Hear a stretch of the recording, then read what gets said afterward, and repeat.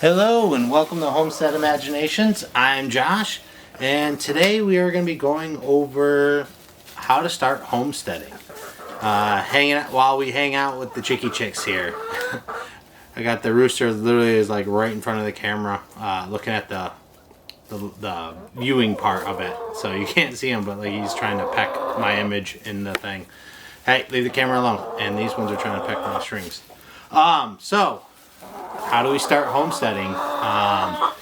When you're first starting to look into this, there is a ton to look at, and it can be overwhelming because it's going to take a ton of work depending on how much you want to homestead. Now, the whole point of homesteading is like self-sufficiency, being able to do more for yourself. So it's up to you. It's literally a customizable thing that you can do whatever you want. You don't need to worry about what this person's doing or what you see online, what other people are doing. It's really what you want to get out of it, and then you need to be patient with yourself and allow yourself plenty of time to actually put the things in that you want to be able to be more self-sufficient. So we started out just gardening. We were just trying to produce some of our own fresh produce, and that was it. That's all where we started. We had a small garden. We went and bought plants from a local nursery, and that's how we started gardening. And we did that for a couple of years. Everything was basically outsourced. Like, we didn't do anything. The only thing that we weren't doing at that point was just buying those few select plants from the grocery store. Otherwise, we're still very much dependent on other people and other things to get what we were looking for at the time. And then I am like completing like my second year now of actually like trying to homestead and build. Hear the chicken in the background? It's laying an egg. The chicken egg song. We'll move this so we can check out the girls and the boy there, and see them in the background at least. And from there, it really started to snowball. Like, I got immediately hooked on gardening, absolutely loved it, wanted to know everything I could about gardening, and I wanted to get better with it. And then I started watching videos of people starting to build homesteads, and like kind of newbies at first was what I was watching, and it was really interesting to me. And then I just got hooked. I was like, you know what, this is what I want. The more I did research, the more I looked into things, the more I realized the food that we get is old, processed, filled with tons of preservatives and poisons and different things that we shouldn't be eating, like red dye and all this other stuff that other countries already don't even they don't allow in their food, but we still do in America. So the more I looked into it, the more I was like, all right, yeah, I want to be more self-sufficient. I want to be able to do a lot more for myself in case anything did happen. That's one reason, but for us, the main reason is we're just tired of getting just not good quality food. So for me, our goal is I want to pretty much at least all our food, I want to be completely sourced locally. Now I'm gonna try and grow as much as I possibly can myself. I don't think there's anything that I will locally source for stuff that I can actually do and grow here in New York. But I know we love oranges and clementines and bananas. So eventually there will come a point where we try and find local small farmers that sell their excess online or whatever, and we'll order from them instead of the grocery store. We want to be able to go direct to the source with as much as we possibly can. And for me, this is our cleaning products within the house, our shampoos and detergents, all that stuff. I want to eventually get to a locally sourced stuff and hopefully be able to do most of it myself. Now, we're nowhere near that now, and we're 2 years into this life change for us.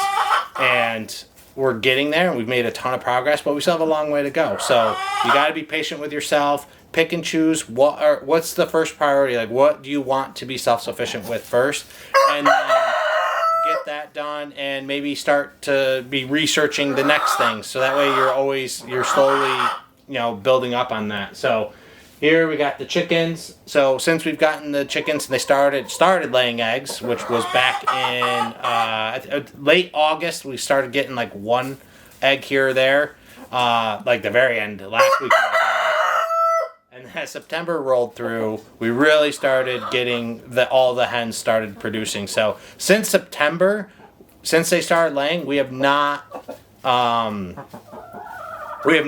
to buy eggs. So we are now 100% don't need to buy any eggs from the store. So we are completely self-sufficient in that aspect. I buy their feed from a local farmer who puts together feeds. And so at least their feed is locally sourced until I do eventually want to grow their own food. I want to look more into their diet, do more research exactly what is the best things that they could be eating and what can I grow to be able to make their own food for an entire year. We got 7 hens, and obviously their first year we got them as chicks, so they're not even a year old yet. So they're actually still laying pretty well. Like they slowed down a tiny bit compared to when they first started laying in the early fall to now. But even with 7 hens, I am getting anywhere from 3 to even 6 eggs a day. So we're getting plenty of eggs, and I just put in my order yesterday. I'm getting 14 more hens. So we will have tons of eggs, plenty of extra. We don't eat a lot of eggs. Like we mostly eat like eggs on the weekend, and then sometimes like we make different things. We'll be making more. I think like more like quiches and different stuff with them now that we're kind of over our hump of like both of us being super busy. My wife is a full-time teacher. And she was going to school, taking classes to get her master's to officially like lock in being able to stay as a teacher. So she was super busy. She just finished that up in December. So we're just now kind of getting settled into getting caught up on everything first, and then we're going to be settling into our new, basically kind of like our new routine of having a lot more free time and being able to accomplish a lot more, which means like we're going to be able to like focus more on prepping and making better meals. So there's tons of different livestock options that you can go through. You can look at different animals that you might want for your homestead. There's different things like you can make your own soaps. Like there is an absolute mega ton of stuff that you can do to homestead, and just don't get overwhelmed. Be prepared to fail. Like it's going to happen. Like you will do things wrong. It doesn't matter how much research you do. Really, the best teacher and the best way to really gain experience isn't through a book or even watching videos online. It is through practice. It's through experiencing it yourself. Now, it is good to do that. Like you need a foundation. You need a basis of knowledge to get started, so that way you can avoid at least some of the more easier mistakes to be made.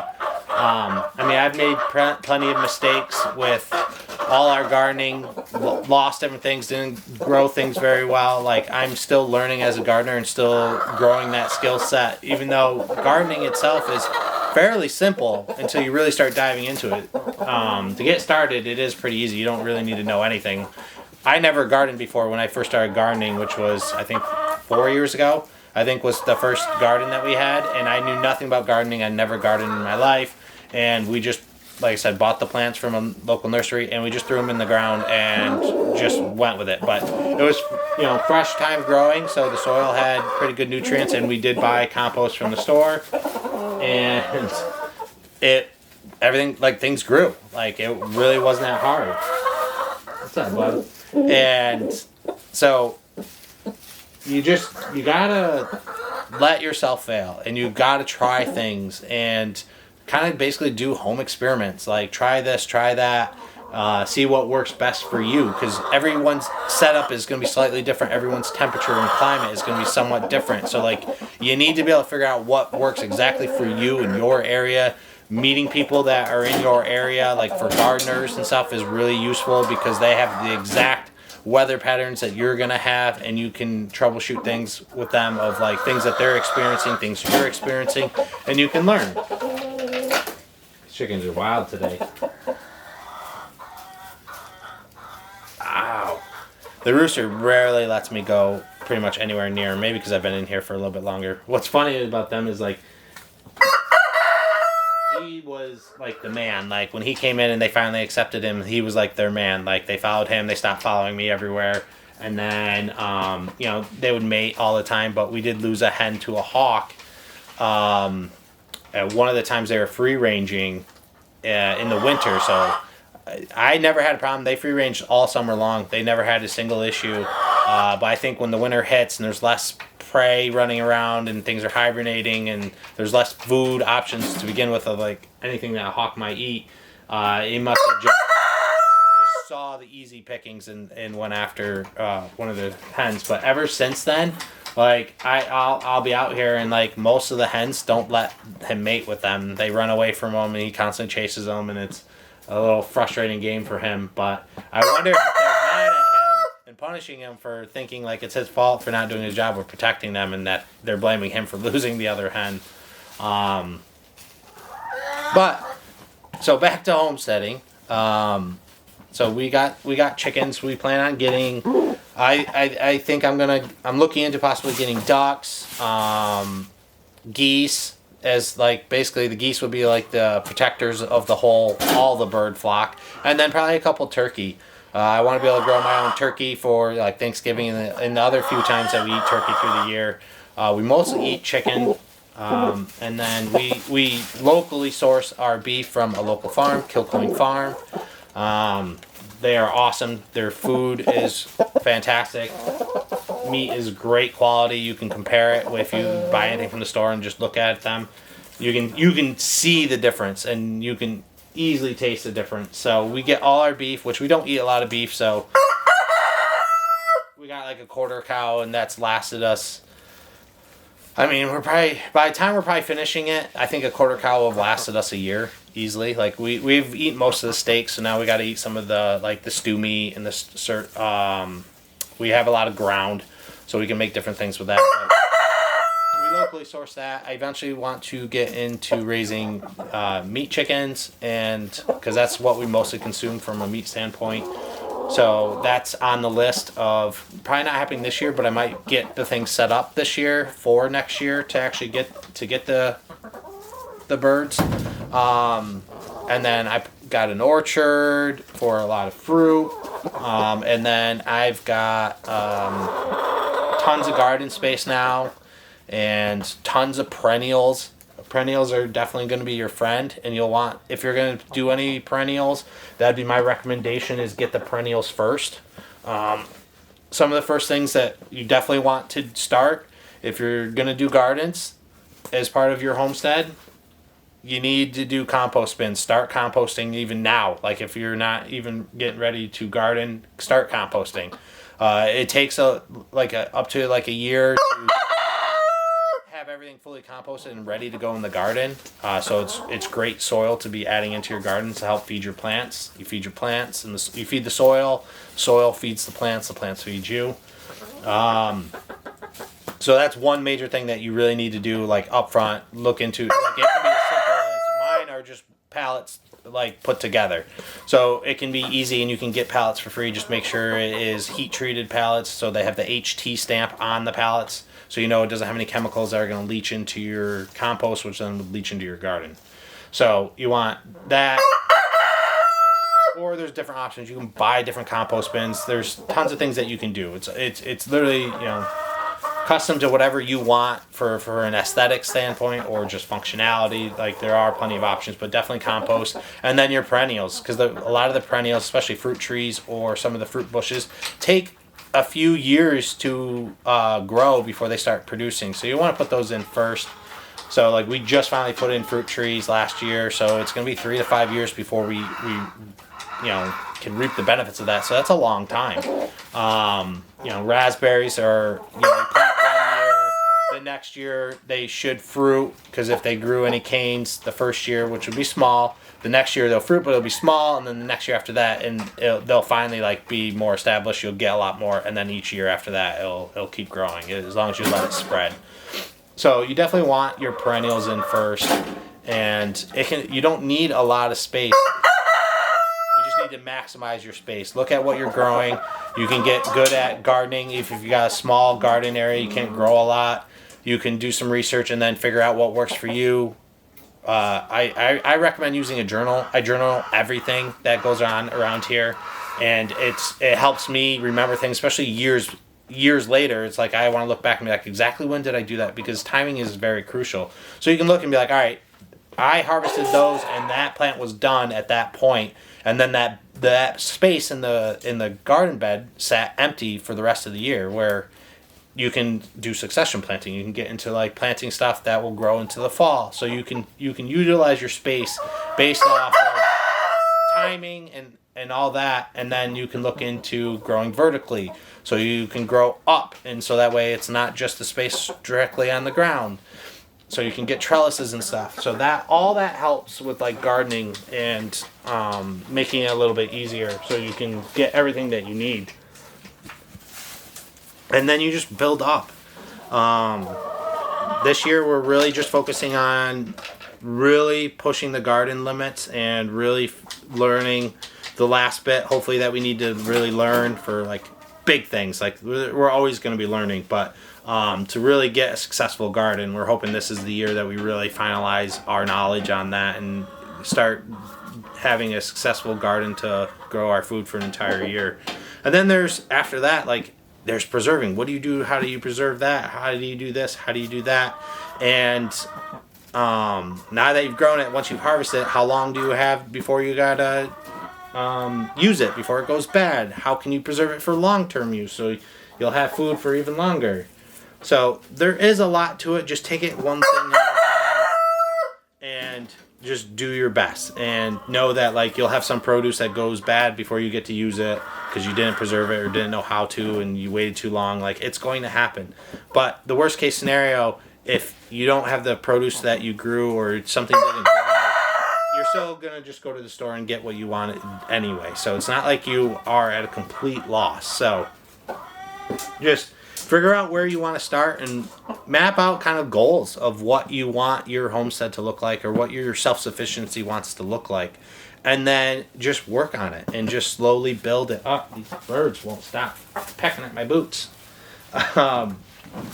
So that's the big takeaway. Don't compare yourself to anyone. I saw this thing recently, and I've heard it before, but like I recently seen it, and it is so true for every aspect of life. Comparison is the killer of joy. If you compare yourself to other people and what they've got going on, or what they've accomplished in their gardens, or what they have at their homestead that you wish you had, and you compare yourself to them, it's going to kill your joy. It's not going to be fun for you. You're going to not appreciate what you have. All you need to do is do better than what you did before. That's it. You're only competing against yourself, and that is it.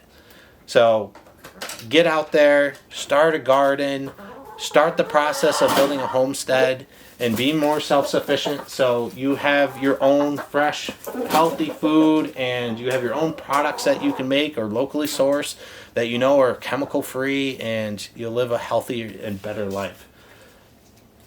Hi, Chicky Chick. So that's my advice. It's what I've learned so far in trying to homestead.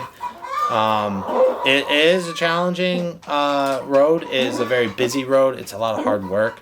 But honestly, like, you know, they're the saying, and I didn't know. I mean, I've experienced it in my professional life. But like, you know, the saying of like, if you love your job, like, you don't really work a day in your life. That is so true. Like, I love this. Like, I could be outside in the hot sun, digging, sweating, doing physical hard labor, and I love it. Like, I absolutely thoroughly enjoy this, and it's for you. The more hard work you put into yourself and at home, you reap all the benefits. Where if you work for someone else, Like, you're going to reap the benefits of getting a paycheck, and then your boss or the owner of the company is going to reap the benefits of your labor. So you're shared. Your efforts are shared between different people. Or at home, like, you're sharing it with, like, your family, but it's just you guys. Like, it's just yours. So it's the most rewarding thing I've ever done, and for, like, work-related stuff. And I can't wait. And the goal is to hopefully do this, to be able to build this up to, you know, do this full time, have all the produce and extra. You know, I want to set up a farm stand, maybe even like a self-pick through the orchard and the perennials of raspberries and blueberries and all these things. Like, these are the things like I want to do to help set myself up where I can generate enough revenue and I can actually do this full time, because I absolutely love it. And I'm so happy to be on this journey, even 2 years in. And I'm looking forward to what this year is going to bring in the next year. This is the great thing about this. Like, I'm looking forward to the future, and it's always so exciting because it's like, all right, what's new? You know, like, eventually we want to do bees. We want to, you know, long term, like, eventually my wife would love to have like llamas and alpacas and those types of animals as well. So if we really, almost fell over. If we really do well with this, like, that's that's the end goal. Like, that's like, we've made it. Like, we've got alpacas and llamas, and, you know, she wants them just because she loves them and she thinks they're super cute. And I'm like willing to get them because we can use their wool for making clothing, making like rugs and different stuff. I forget which one's which, but like one is good for clothing, the other one's good for like rugs and different stuff because of the texture and how it feels. One's softer than the other. So yeah, so that's where we're at. That's, you know, we've got big dreams. Every year we want to be adding stuff and do more and more and continue to grow and eventually really build this into a farm. Because we need to be able to sell produce and sell excess to help sustain ourselves. So have extra so that way we can do that. So take it easy, you know, one step at a time. Don't be afraid to fail, and let's get out there. Let's get out there, and if everyone started growing their own food, like, the world would be a whole lot better. There'd be less demand on the grocery stores, and more people would be eating healthier food than what we're getting. So thank you for watching. I hope this helps. If any of you are on the fence of wanting to start a homestead and it just seems like an overwhelming task, like, I hope this helps. I'm just going through it now, literally, you know, 2 years into this, and still a ton to do, but a lot of the foundation for us has been established. So I've learned through trial and error with everything, like, made mistakes, learned new skills. Like, if you like learning stuff, like, this is definitely the path for you. It'll be so self-rewarding. So get out there, start a garden, maybe get some chickens, like, get the ball rolling. Thank you for watching. I will catch you next time. Keep the imagination rolling. Bye-bye.